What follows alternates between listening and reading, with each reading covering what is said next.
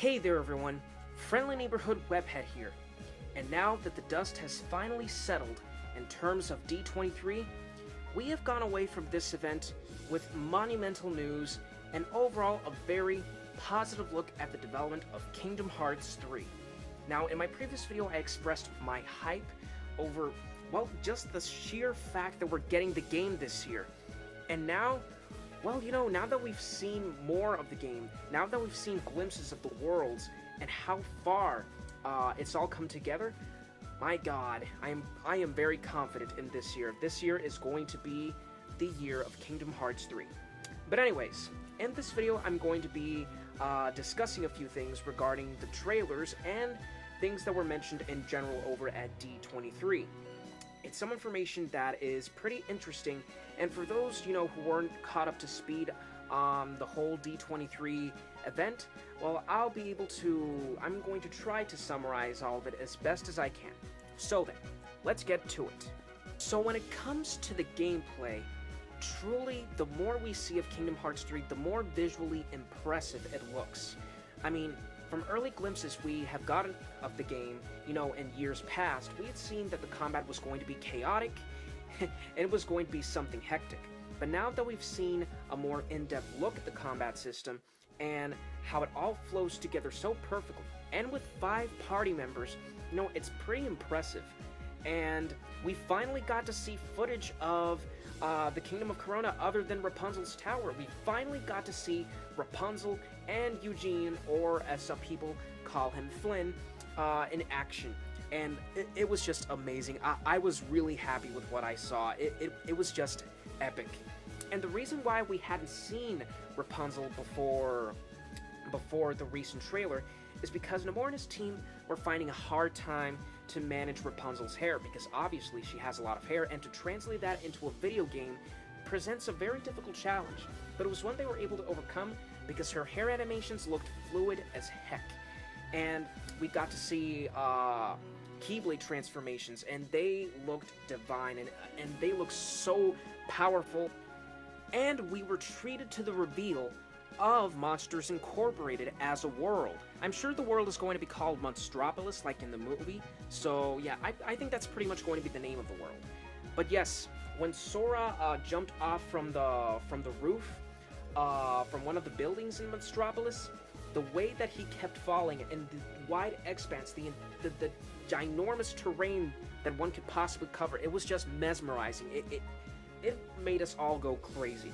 And Nomura himself said that one world in Kingdom Hearts 3 apparently is the size of one of the previous games. That was something I had to double check and triple check, and apparently that is the case. Do you know what it is to have one single world be the size of a previous Kingdom Hearts game?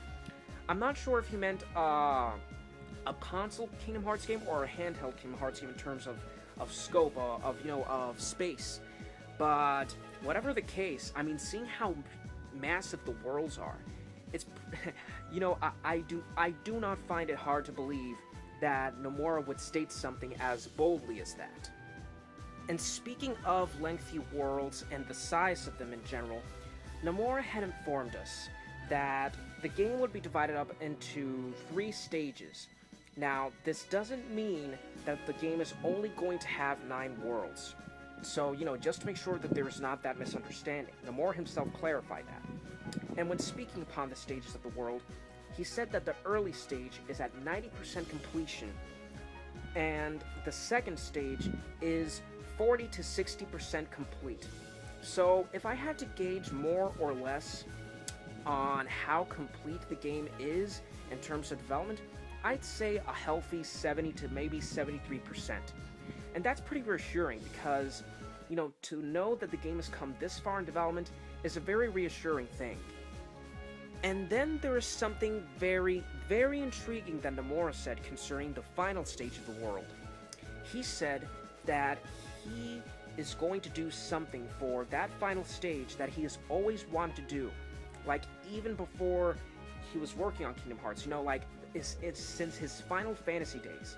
So if we're talking about, since way before Kingdom Hearts, I'm pretty sure that he has a very ambitious goal, a very ambitious vision in mind for that final stage. And whatever it is, you know, the development team has been teasing that it is something that will blow everyone away. And that it is something that, I quote, that Nomura said, that you can be able to do anything and it will be a culmination of everything. What exactly that means, it's up to our imaginations. But I like to believe that it is like a culmination of everything that, you know, we've experienced in the Kingdom Hearts series as of yet. But, you know, it's super exciting. I'm really stoked to see what this final stage has to offer. Nomura also went into detail regarding the Gummy Ship segment in Kingdom Hearts 3, because yes, the Gummy Ship is returning. And for all of those people who hadn't played 0.2, or, well, you know, for all of us that did play it, well, you know, seeing Sora and the gang in the Gummy Ship was pretty much a dead giveaway that the Gummy Ship would return. But anyways, Nomura said that the Gummy Ship segment in Kingdom Hearts 3 is going to be, you know, the most ambitious one to date, because it's going to have a search mode and it's going to have a battle mode. And one person said that the battles for the Gummy Ship segments are akin to those of Star Wars space battles. And we all know how chaotic the Star Wars space battles are, so if the Gummy Ship segments in Kingdom Hearts 3 are going to be among the likes of Star Wars space battles, it's going to be pretty epic. And, you know, it's going to be a very interactive and awesome experience. Oh, and apparently the customization returns, you know, as has always been the case for the Gummy Ship segments, and that apparently it's going to be the most in-depth customization for the Gummy Ship since Kingdom Hearts 1 and Kingdom Hearts 2. And I, for one, am really excited because I really always liked the Gummy Ship segments in Kingdom Hearts, particularly the ones from Kingdom Hearts 2. And this beautiful trailer also gave us a glimpse at Marluxia and Vanitas, two characters from the series that make their return. I always expected them to return, but, you know, seeing them appear in the trailer, it just made me hype all over.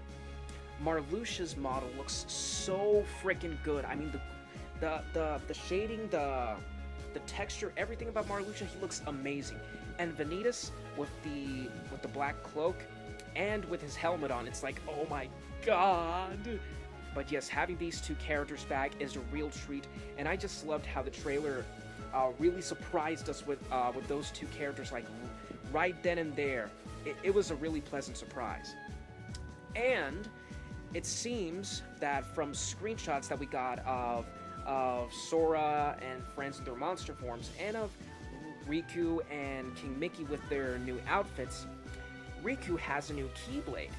And it is very interesting, it's very intriguing, but I'll go into detail in terms of Riku's Keyblade on another of my upcoming videos. But yes, it's very intriguing. I'm very interested in that new Keyblade Riku's got. And apparently, there was also a Making of Kingdom Hearts 3 featurette that was presented for all those who attended D23. And basically, this was, showing how the game is made, the process for creating the worlds. And I am happy to say that among the things that were discussed in the Making of Kingdom Hearts 3 was that the areas of worlds that are populated, like cities and towns, they're going to have NPCs. And people who were able to see the footage, were able to see footage of the Kingdom of Corona, in the main plaza of Rapunzel's home, and that there were NPCs around and about, and that it all seemed teeming with life. And I'm really happy about that, because it's about high time that we got a full NPCs, just walking around, talking amongst themselves, just being able to walk through a locale from one of the worlds that is populated, and just, just taking the time to look at the people coming to and fro. It's something that really excites me, and, it just sets another layer of detail into the worlds of Kingdom Hearts 3. And there was also a new minigame shown, and apparently, the Kingdom Hearts series has always had minigames, and apparently one was shown, I think it was something along the lines of Giant Land or something like that. Apparently it was compared to a Game & Watch game. So, yeah. And of course, with all of this excitement and news and information, we also got the official theme song for Kingdom Hearts 3, which is Don't Think Twice / Oath. Because, some people call it Don't Think Twice, some people call it Oath, but yeah. And yeah, the song is just beautiful. To have Utada Hikaru singing a new theme for Kingdom Hearts 3 is just fantastic. But yes, I believe that is all that was covered. If I missed something, please forgive me because I was recording this on the fly. But yes, excitement for Kingdom Hearts 3 is at an all-time high. Oh, also, we still got the coming 2018 release window, so apparently the release date is, like the concrete release date, is not yet ready to be divulged. But if anything, I would guess that E3 would be the place where we finally get the release month for Kingdom Hearts 3. Here's hoping. But yes, tell me, all of you, what did you love about all the news that we got? What was your favorite part of the new trailers? And, what are you most excited about moving forward this year in terms of Kingdom Hearts 3 news? Whatever you think and whatever you have to say, let me know in the comment section below. And if you like this video, please make sure to subscribe. But anyways, this has been Friendly Neighborhood Webhead, signing out.